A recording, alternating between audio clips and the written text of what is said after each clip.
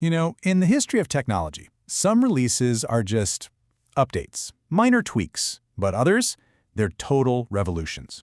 Today, we're going to talk about a moment that really redefined enterprise computing, the arrival of Oracle 19c. This was the database that, for all intents and purposes, learned to drive itself. So just picture it. It's the late 2010s, and you're in boardrooms all over the world.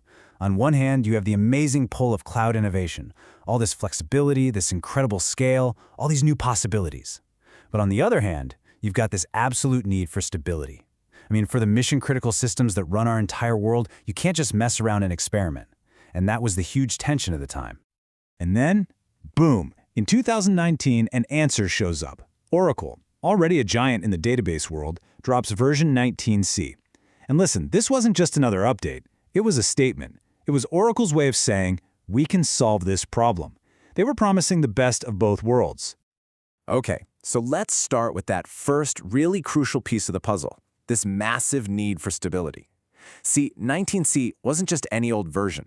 It was what they call a long-term support release. And in the enterprise world, those words are gold. It means you're getting years of predictable, totally reliable support. And the timing? It was just perfect. Right as companies were moving more and more to the cloud, they were desperate for an anchor, a solid foundation they could really trust for the long haul. Oracle 19c came along at that exact moment, ready to be the bedrock for a whole new era of IT. But here's the thing. Stability was only half the story. The really revolutionary part was what they called its autonomous foundation. This is where that whole self-driving idea really comes to life. Oracle was promising a database that could finally manage itself. The idea here was a total game changer. An autonomous database uses machine learning to get rid of all the tedious, manual stuff that had been bogging down database admins for decades. And this wasn't about replacing people, not at all. It was about freeing them up to focus on cool, innovative stuff instead of just doing maintenance. So what does autonomous actually mean in the real world? Well, it boils down to three key things. It's self-driving, which means automated updates and tuning. It's self-securing, for automatically defending against threats. And it's self-repairing, for getting back up on its own after a failure. Put those three together, and you've got a massive shift in how databases are run. All right, let's dive a little deeper into that performance part, because this is where the autonomous concept had one of its most immediate, most powerful benefits: hands-free performance. It's all about making the database not just stable, but wicked smart and fast. Before 19c, a huge chunk of a database administrator's life was spent on performance tuning. It was this kind of dark art of creating, managing, and dropping indexes, just constantly trying to guess how applications were going to ask for data. It was super complex, took forever, and it was a never-ending headache. Oracle 19c's answer to this was just brilliant: automatic indexing.